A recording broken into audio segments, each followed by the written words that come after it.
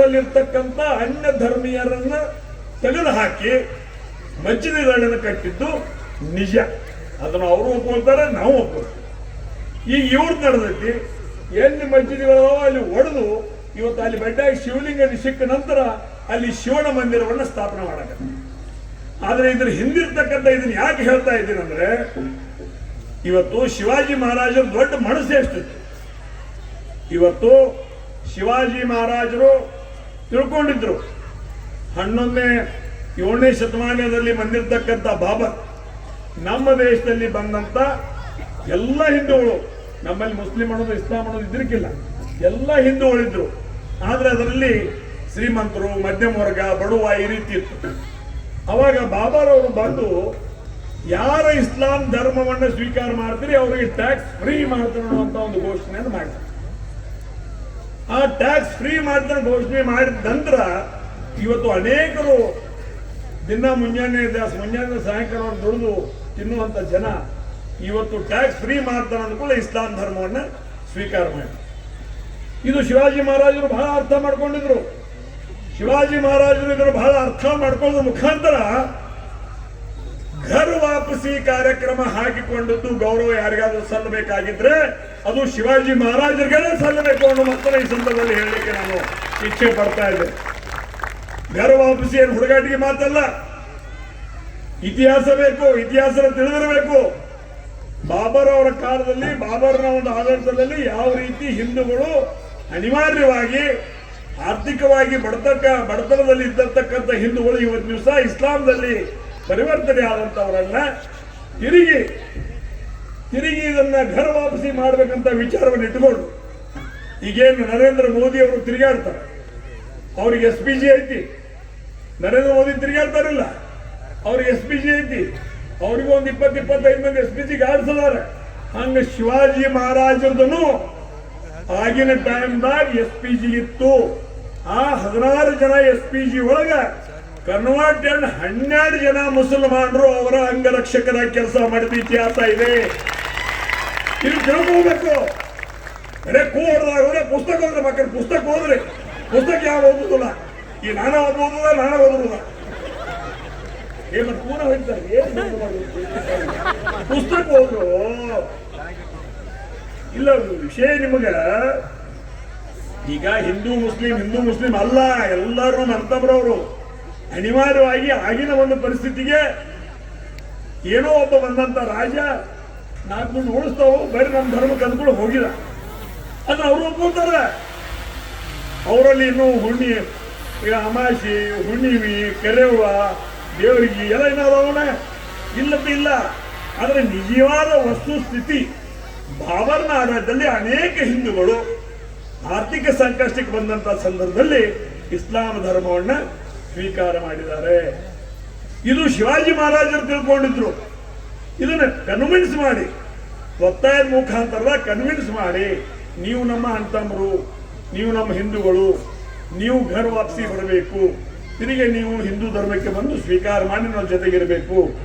ಅದಕ್ಕೆ ಅವರು ಜನರಿಗೆ ಉದಾಹರಣೆ ಆಗಲಿ ಅಂತ ತಿಳ್ಕೊಂಡು ತನ್ನ 16 ಜನ ವಿಶೇಷ ಅಂಗರಕ್ಷಕರಲ್ಲಿ 12 ಜನ ಕನ್ವರ್ಟೆಡ್ ಇಸ್ಲಾಂ ಧರ್ಮದವರನ್ನ 12 ಜನರನ್ನ ಇಟ್ಕೊಂಡಿರ್ತಕ್ಕಂಥ ಮೊದಲನೇ ಯಾರಾದ್ರೂ ರಾಜರಿದ್ರೆ ಅದು ಶಿವಾಜಿ ಮಹಾರಾಜರನ್ನು ಮಾತನ್ನ ಈ ಸಂದರ್ಭದಲ್ಲಿ ನಾವು ಹೇಳಬೇಕಾಗ್ತದೆ. ಇದನ್ನು ನಾವು ಜಗತ್ತಿಗೆ ತಿಳಿಸಬೇಕು, ನಮ್ಮ ದೇಶಕ್ಕೆ ತಿಳಿಸಬೇಕು, ನಮ್ಮ ಸಮಾಜಕ್ಕೆ ತಿಳಿಸಬೇಕು. ಇದರ ಅರ್ಥ ಹಿಂದೂ ಮುಸ್ಲಿಂ ಅನ್ನುವಂಥ ದೇಶನ ಭಾಗ ಮಾಡುವಂತ ವಿಚಾರ ಶಿವಾಜಿ ಮಹಾರಾಜರಲ್ಲಿ ಇದ್ದಿರಲಿಲ್ಲ. ಶಿವಾಜಿ ಮಹಾರಾಜರಲ್ಲಿ ನಮ್ಮ ಹಿಂದೂವನ್ನ ಬಿಟ್ಟು ಯಾವುದೋ ಕಾರಣಕ್ಕೋಸ್ಕರ ಇನ್ನೊಂದು ಧರ್ಮವನ್ನು ಸ್ವೀಕಾರ ಮಾಡಿದವರನ್ನ ಮನಸೊಲಿಸಿ, ಮೃದುವಾಗಿ ಮನಸೊಲಿಸಿ, ನಮ್ಮ ಧರ್ಮ, ನಾವು ಹುಟ್ಟಿದ್ದು, ನಮ್ಮ ದೇಶ, ನಮ್ಮ ನೀರ, ನಮ್ಮ ಭೂಮಿ, ನಮ್ಮ ತಂದೆ, ನಮ್ಮ ತಾಯಿ, ನಮ್ಮ ಸಂಸ್ಕಾರ, ನಮ್ಮ ಆಚಾರ ವಿಚಾರಗಳನ್ನ ಹೇಳೋದ್ರ ಮುಖಾಂತರ ತಿರುಗಿ ಅವರನ್ನ ಹಿಂದೂ ಧರ್ಮಕ್ಕೆ ತರುವಂತ ಘರ್ ವಾಪಸಿ ಕಾರ್ಯಕ್ರಮ ಹಾಕೊಂಡಿದ್ದೇನೆ ಇವತ್ತು ಶಿವಾಜಿ ಮಹಾರಾಜರು ಅನ್ನುವ ಆತನ ಈ ಸಂದರ್ಭದಲ್ಲಿ ಹೇಳ್ತಾ. ಆದ್ರೆ ನಮ್ಮ ದೇಶ ಒಂದು ದುರ್ದೈವ.